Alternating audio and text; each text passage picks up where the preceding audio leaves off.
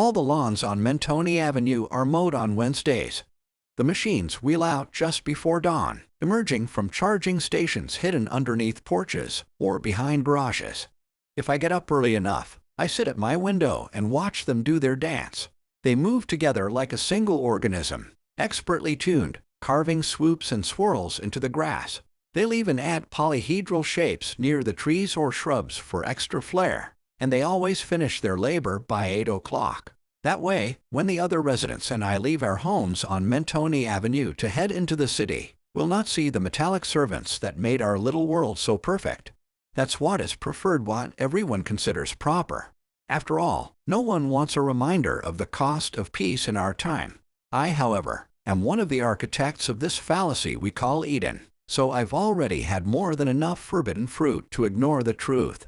Yet for the sake of those of us left, I try my best to do as everyone does, and forget. So once the machines hide, we leave at 8:15 on the dot. Then, with nearly as much coordination as our mechanical servants, we residents of Mentone Avenue head for the city and our various professions therein. Donning suits and dresses made of chemically recycled textiles, we climb into wheeled vehicles powered by solar cells.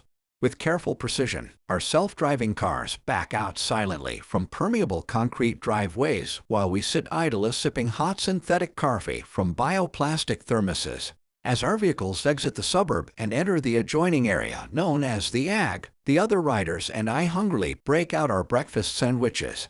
While the sandwiches are all identical, the bread and contents rendered in various hues of pink, each one is uniquely flavored. Yet, no matter how good or poor the flavoring, it is considered improper to wonder where the meat has come from. However, I know that the other residents of Mentone Avenue have no problem with their recycled food today. They are too busy feeling thankful this fine morning. Because none of us were chosen by my lottery today. Our time is coming, everyone in Eden knows it, but it's improper to discuss such things. For now, my neighbors and I just enjoy our ride into the city, over rolling hills, and through pristine grasslands. If we're particularly lucky, we might even spot an animal or two on our way through the Ag. Maybe something even as large as a cat, an auspicious sign, to be sure. But before too long, the city of Emerald Spires rises into view, along with a tremendous gray sea wall that rests behind it. The wall stretches for miles in either direction, eventually closing on itself and forming a large circle. What lies within that circle, Eden, is the city, the Ag, and the fine suburb where Mentone Avenue and its residents reside. What lies beyond that wall, however, is no one's concern. In fact, it is proper to think of everything within the circle as being all there is to the world. Either way, the truth is not that different. Inside the wall is life. Outside, it is the opposite.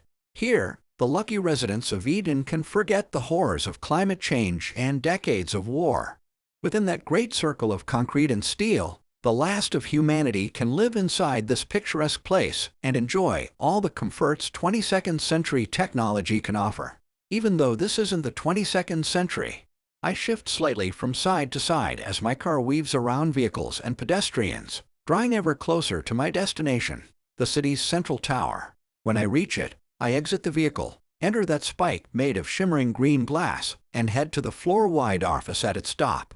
There, the other architects and I work to sustain the systems that govern Eden.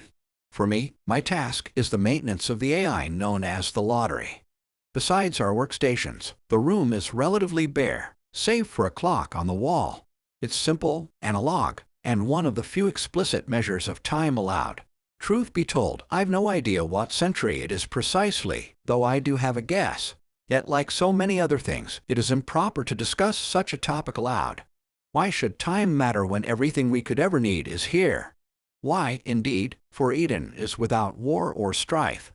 Here, there are neither illnesses nor afflictions, our technological means having long surpassed them. And for Eden's residents, there is just enough of everything for everyone. Yet is this really enough?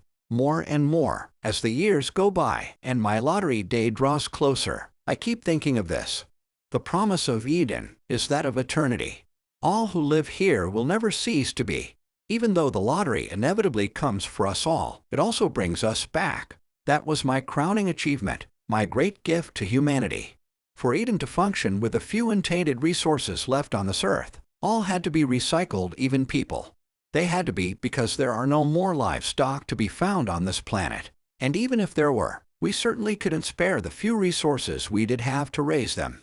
So here, in our little Eden, we are both the consumers and the consumed. It was a tough sell initially, but my lottery made it work. Even if one's time is up, eventually, the lottery brings you back just as you were when you first registered your genetic code within the system centuries ago. Then you begin a new cycle all over again. For me, this is my 112th iteration. While a resident's average cycle lasts around 8 years, the time between their cycles is anyone's guess. Still, even if I had been immediately recycled every time, which the lottery would never allow, I know that at least 890 years have passed since I first helped build this place. 890 years. And what do we have to show for it? And suddenly, I rise from my workstation, excusing myself as these farts overwhelm me, my eyes welling up with tears. Hurriedly, I take the stairs down one floor, find an unoccupied seclusion room, and lock myself inside. We, architects, all burdened with the forbidden knowledge of Eden, were granted this little luxury. These quiet rooms, their walls covered with positive affirmations and soothing imagery, were a place where we could grieve in private, which is of course the only proper way to do so in Eden.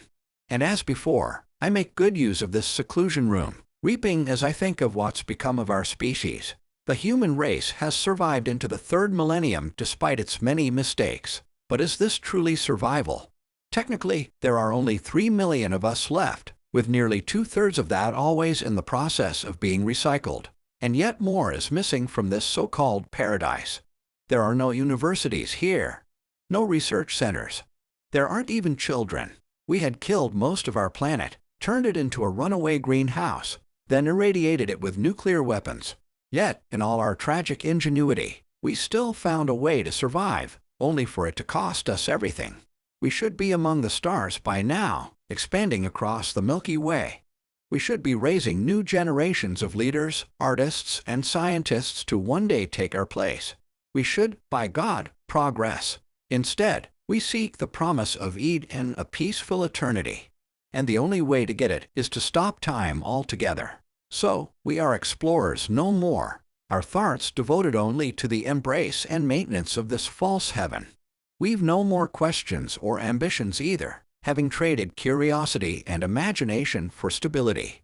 Every cycle, we teach ourselves once again the proper way to think in our new world, that if we wish to end all struggle and hardship, we must resign ourselves to this fate.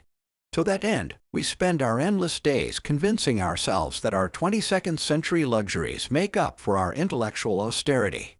We ignore the truth that in this gilded prison, the knowledgeable being known as Homo sapiens has been made to stand aside for this meager shadow we've become. When I helped build Eden and the lottery, I was only trying to save what was left of humankind. Like many of us, I thought we could find refuge in eternity. But we will never leave this Eden, never grow beyond its walls. We built a place without time, not realizing it would become our tomb. And now, as I'm sure I've done so many cycles before, I contemplate suicide. Yet there's no point. The lottery will just bring me back. It's what I deserve, what everyone in Eden deserves. Because of our species, the earth is dead. So it's only proper that those of us left will never escape it.